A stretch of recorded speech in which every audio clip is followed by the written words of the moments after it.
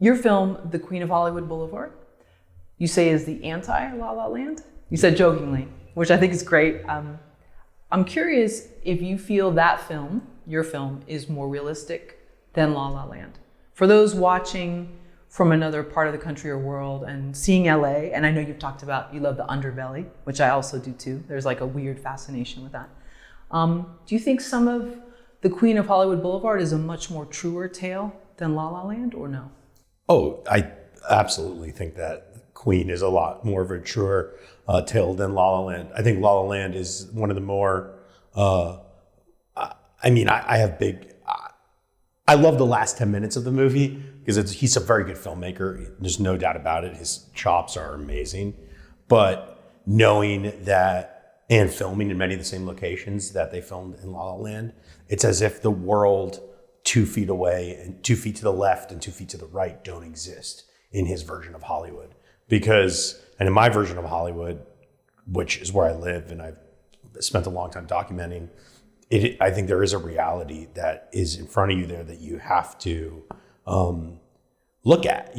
Hollywood has one of the most concentrated population of homelessness in the country. And I don't think there's a shot in La La Land that shows one person beyond even homeless, maybe slightly impoverished or not dressed impeccably in that area or in anywhere in LA. But I just think, it's different point of views. I think some people are fascinated. I think we were dealing with very similar themes. The idea of the dream of success and the dream of fame. And I think there's just two very different paths that maybe you can take when you start looking at that world, at what it's like, my film was like the other side. What happens to a woman who comes to LA to be an actress 40 years later, and she never became that actress, but she still made something of herself, even if it's a very small enclave and echelon that she inhabits. And maybe that's not the most PC or, nice place in the world that she habits. It's a strip club. It's on the shady side of the street, but it's still hers.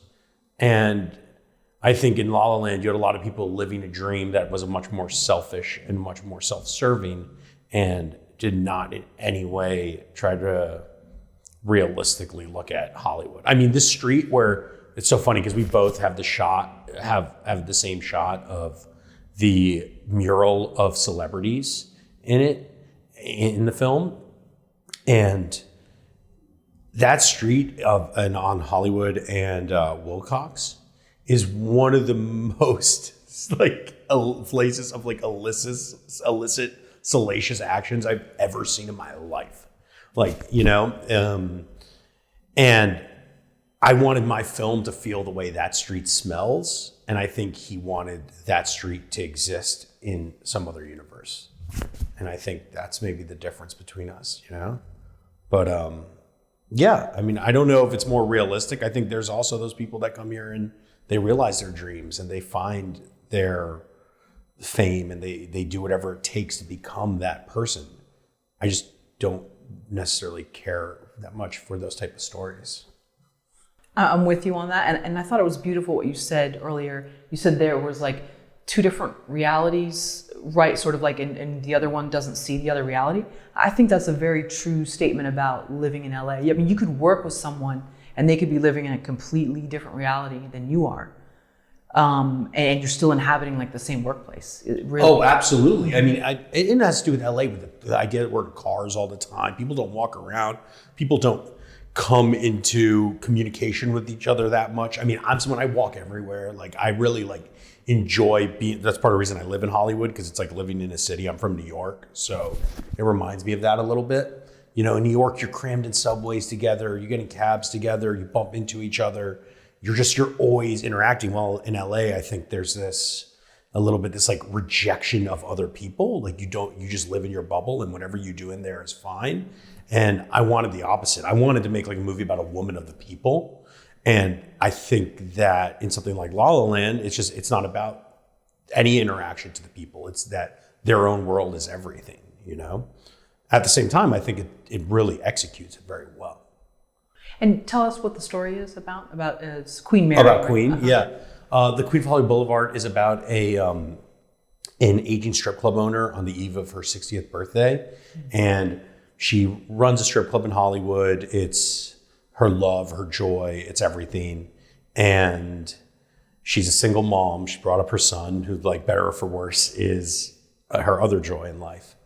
And a man from her past, Duke, played by Roger Guinevere Smith, comes to reclaim a debt on how clear I keep it mysterious and vague because that's just how I am. Yeah. But you don't have to give away. yeah, basically it's about how she got the club, and now it's time to repay her debt on her 60th birthday, and she has to run a gauntlet basically through the underbelly of Los Angeles to not only save her club but also save her son, who's being held as ransom.